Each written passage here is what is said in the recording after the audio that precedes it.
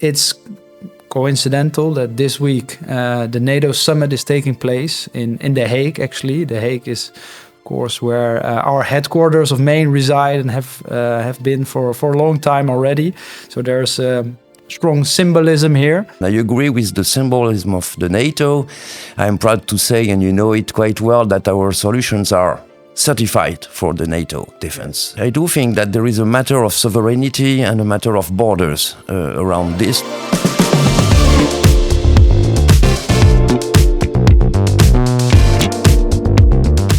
Welcome to the Deal Decoded podcast, where we take you behind the scenes of our deals, from deal flow generation to value creation. We decode the strategies, the challenges and the decisions that drive success. My name is Jonas Kruip. I'm co-heading the newly opened French office for Maine Capital Partners. We started here in Paris, France, at the beginning of the year. And for me, it's a special moment, this episode 5, because I'm here with the founder and CEO of our latest investment in France, PRIM'X. It's on the verge of mission-critical industries, cybersecurity, and data sovereignty. I'm here today with Serge Binet from PRIM'X. Welcome, Serge. Can you please introduce yourself and the company, of course? Thank you, and I will say merci, Jonas. So I am Serge. I am the founder of this company, founded in 2003. So we are 22 years old now. PRIM'X is a pure player in software edition and especially in data security. Let's say cybersecurity nowadays, it's more trendy.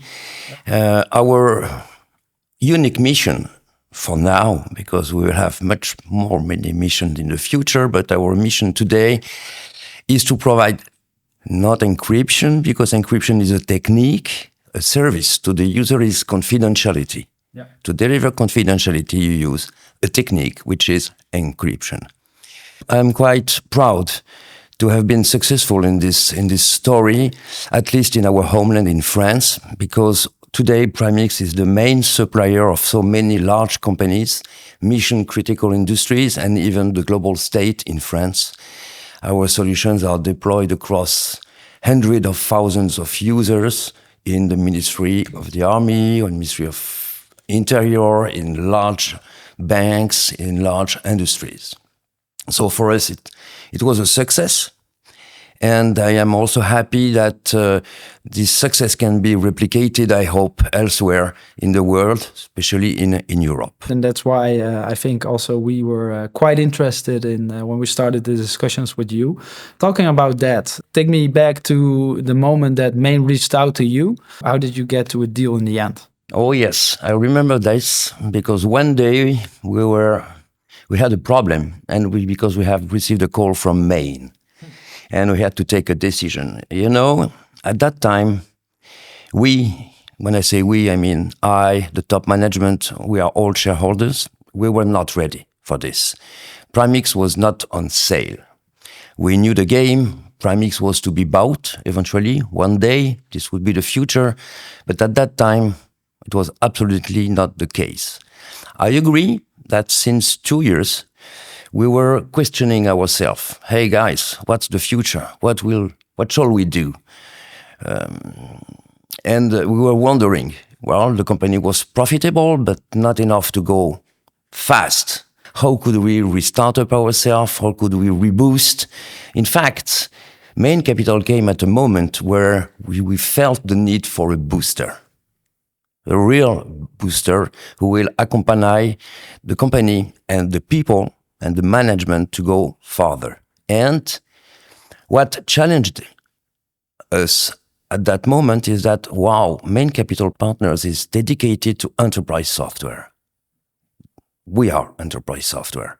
They are not doing other things, but they are just focusing on this, so they know the story, they know how to build such a company. And I also discovered the strategy of the so-called platform, where you help the growth by add-on acquisition to either just grow or do cross sales with new technologies or get a position in a new market or a new way of selling or in another region. So, wow, the project was very, very interesting. And I remember one evening with my captains and the general management, and I said, oh, hey guys, if we put the finger here, I know we will go until the shoulder. Yeah. So do you really want to go ahead? Because if we go ahead, we have to be positive. And then that was the story. We call back main capital partner and say, okay, guys, we are not ready. Maybe you have to convince us a little bit, but let's do it positively. We will not waste our time together by talking just to see if we can talk and go somewhere. No, we are positive. That's the story. Yeah, I remember we reached out. We were on one-on-one discussions, right? We had very good, I think, alignment on the strategic direction of the company. But at one point, did you think, okay, because we had proprietary discussions. For you, it was the first time because the company was owned by yourself and the rest of the top management. So for you, this was the first time to work with an investor like us. Why did Main feel good to you right from the start? Well, I didn't feel Main capital partners and yourself and your team has sharks. When you think about a financial investor, when you are an entrepreneur, you think you will have sharks, you know, shark is yes. On the back always and always. Yeah. So we didn't feel that. And I also remember when you invite me at the CEO days in Amsterdam. And there, wow, I saw only CEOs of owned companies by Main Capital that were happy. Being with you since 3 to 5 years and happy, telling their story about their company, how did they manage it, their problems, how did they grow, and this is convincing. Yeah.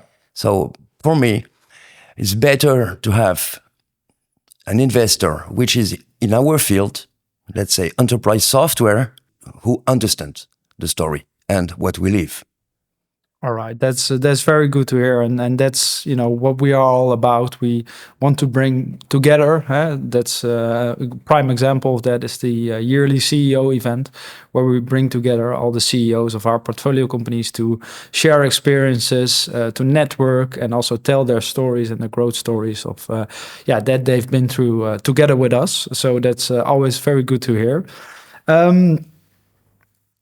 I want to also talk to you today about data security and the importance of data security nowadays. Because in today's world, we rely on digital systems, large amounts of data, and especially in combination with the growing tensions in the world, but also the increasing number of cyber threats, the importance of data security is really there.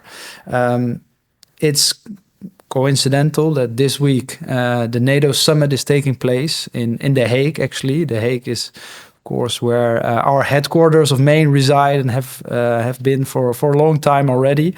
So there's strong symbolism here, because there at the NATO they are discussing the need for more defense, more sovereignty, and higher spending in the defense and security industries. And the security industry also means cybersecurity, because nowadays war is also fought on that level. So can you tell me a little bit about how you see the importance of data security or data confidentiality and encryption in today's world? The importance of data security is increasing everywhere.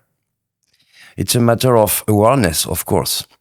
Not all the industries, not all the companies feel the same risks about their assets and their digital assets. You know, some may focus more on compliancy, something like data leak anywhere,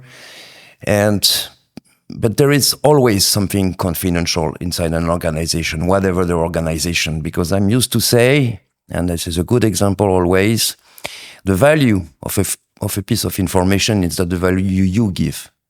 The value is that the value your opponent would give to it. Yeah. And it makes a large difference.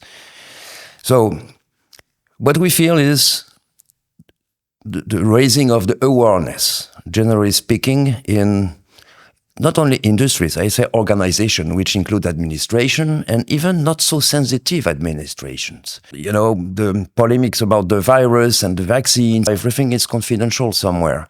So it's an increasing market for us. Yes, a niche market, but an increasing market. And I agree with the symbolism of the NATO.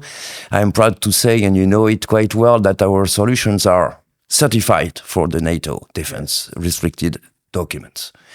So it's a good point.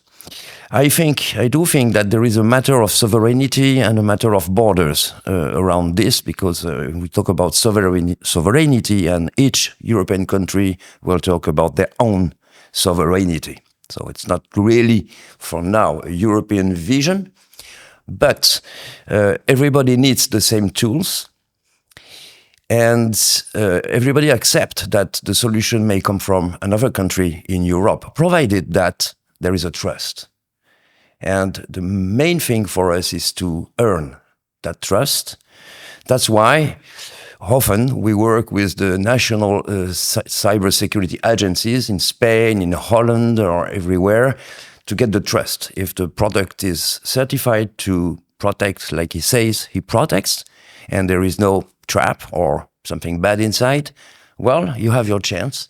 And I do think there is a large future for PRIM'X, even in his primary niche, which is confidentiality, without talking about inventing new solutions.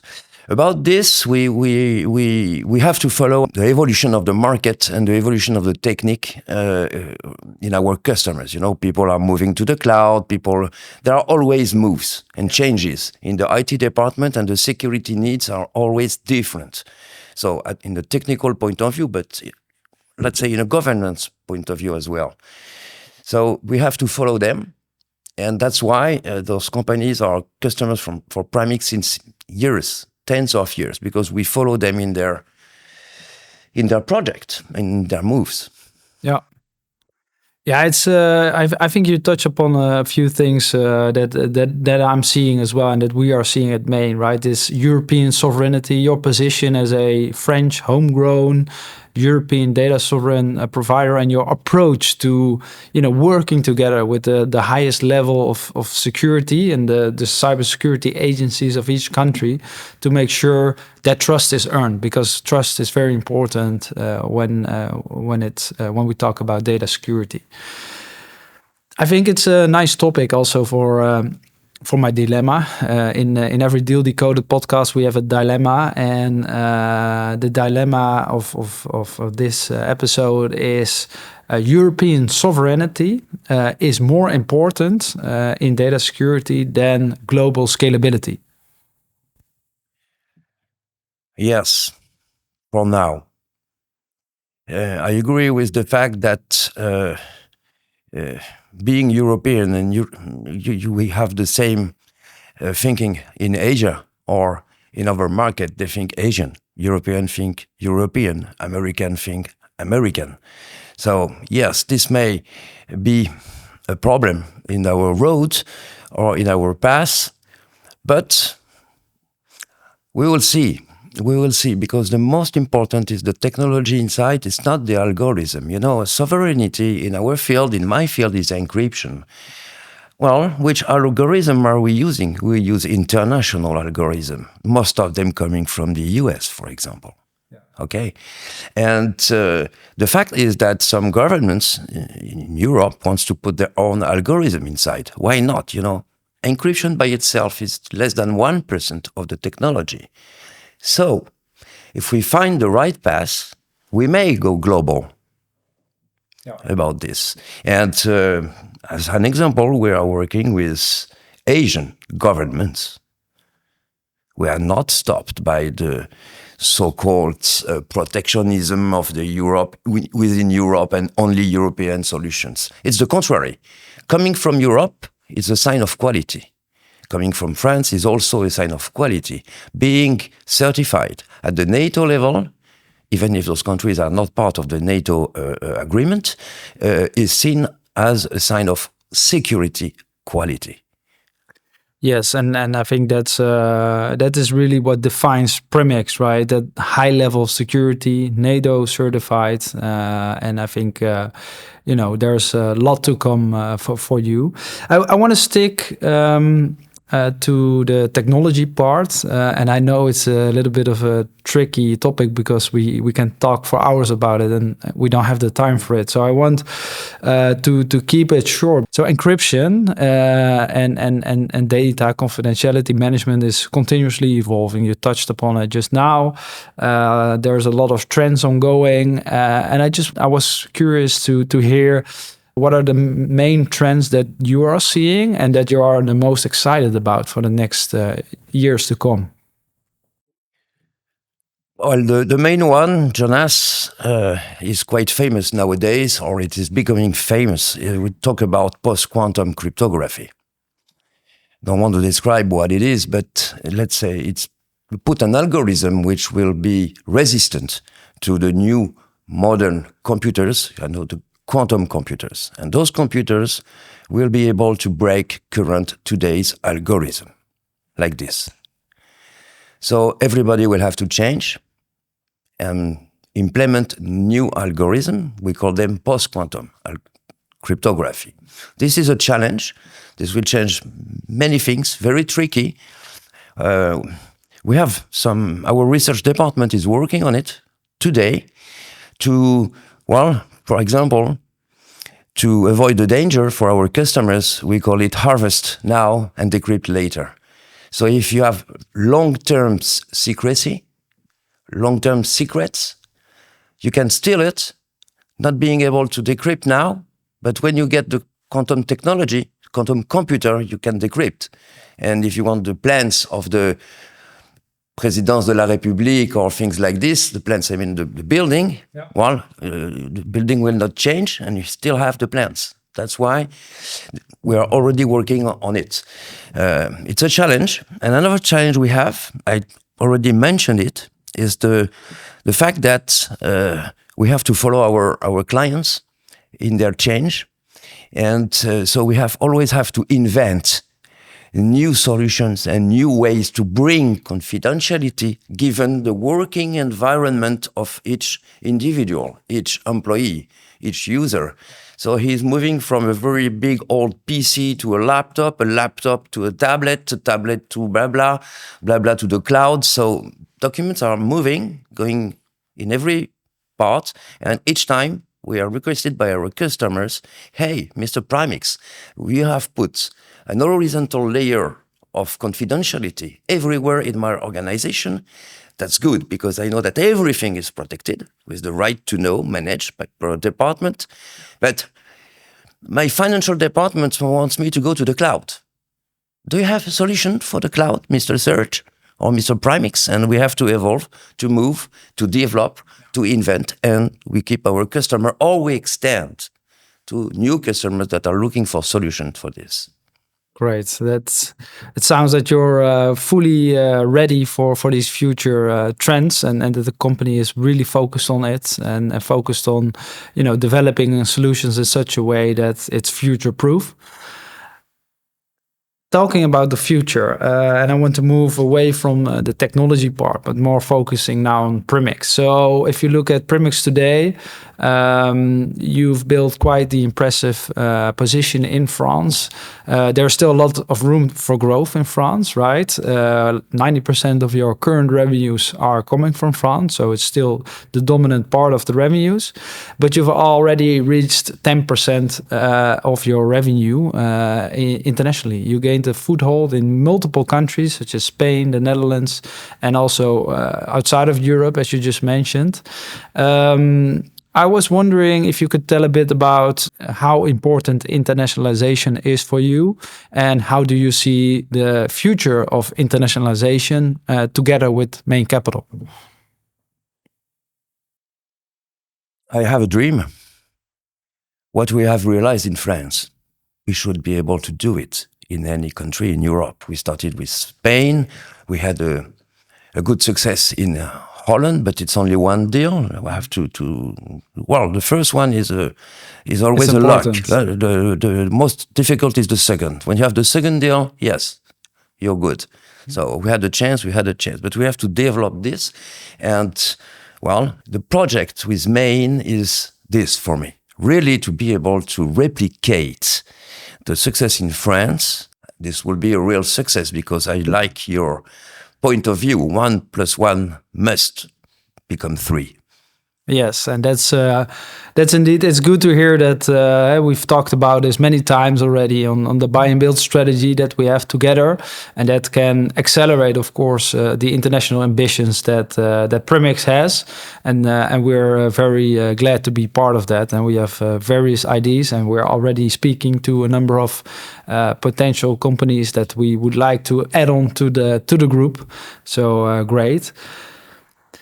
With buy and build and future internationalization, there is also challenges, right? Are there any challenges that you foresee in the next years? Well, develop the business in all the countries in Europe, and trying also to change a little bit our business model, which is tricky in our case, to go to the SaaS, subscription mode for our solutions. Yeah. And for this, we have to educate our customers, which are not used to, especially for the kind of solution we deliver. But it's a challenge. And another challenge will be for us to address new markets, not in terms of geography, but in terms of layer of customer or type of customer. I mean, SMB, or even large companies, but which are not classified as great accounts or large accounts. And we have to turn on to make some changes in our solution. So we have to design a smaller aircraft with the same technologies to be able to land in SMBs and this kind of business. All right, and of course, one thing that I was thinking about is, of course, that you've now internationalized through organic growth. You've reached out to the customers in those countries, which you have successfully been able to do. We would like to accelerate that by looking at companies that could be complementary to PRIM'X. But for you, it will be the first time you will be acquiring another company, right? How does that feel, pursuing such a buy and build strategy in the next years? I think it will be difficult. I think also we will have to trust the guys in the company we will acquire. I prefer symbiosis.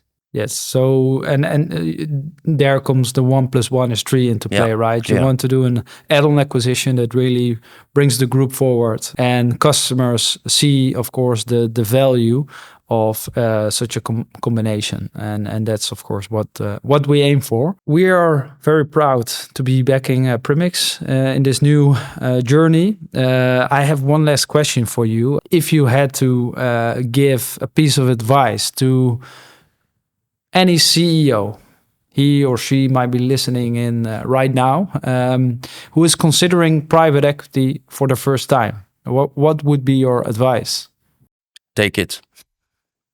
All right, that's if you have the chance to be proposed for such a deal and such a future, take it. It's really a booster and an accelerator, much more than you could do by yourself. All right. Thanks, Serge, for sharing your story and vision with us. For everyone tuning in, if you want to learn more about this transaction, please make sure to visit our website, read the press release, and also make sure to subscribe to our LinkedIn channel, because on our LinkedIn channel you will then make sure to not miss out on all of our communications. And if you also want to make sure you don't miss out on the next episode of this podcast, please make sure to also subscribe. Thanks, Serge, for coming today. My pleasure. Thank you for having invited me.